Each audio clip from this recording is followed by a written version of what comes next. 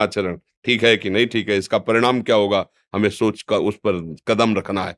मनमानी आचरण नहीं करने, क्रिया विधिज्ञम, और जो व्यापार जो नौकरी उस पे ठीक से करो।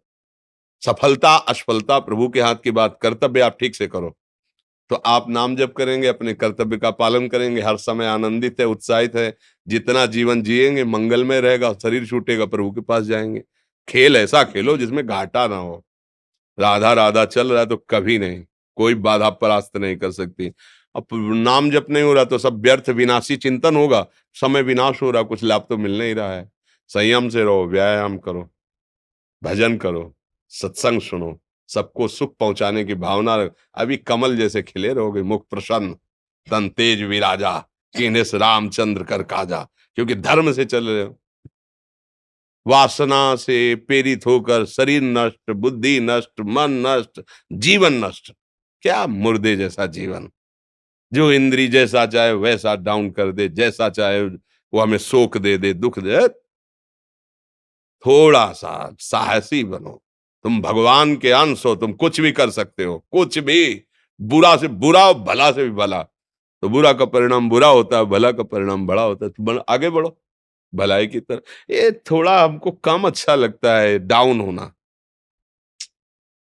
भगवान के अंश को थोड़ा दुख आया रो दिए, थोड़ा खुशी हुई नाच दिए। नाचना भी है तो ऐसी हिम्मत में कि भारी से भारी दुख में भी नाचना बंद नहीं होगा। रोना है तो केवल प्रभु के लिए रोना है, झुकना है तो केवल भगवत भाव में झुकना है। हमको कोई रौंद नहीं सकता, कोई झुका नहीं सकता, हम भगवान के अंश हैं। थोड़ा तो समझो यार, ये हम ही नहीं, हम सब जरा जरा सी बातों में ऐसे क्षणे रुष्टा क्षणे तो थोड़ी चीज मिली, फूल गए, थोड़ी गई, दैया दैया। ये हमारा जीवन नहीं। एक गंभीर स्वभाव बनाओ, एक उत्तम विचार बनाओ, एक उत्तम कार्यरत रहो, तुम्हें देखो अभी जीवन में चमत्कार आ जाएगा।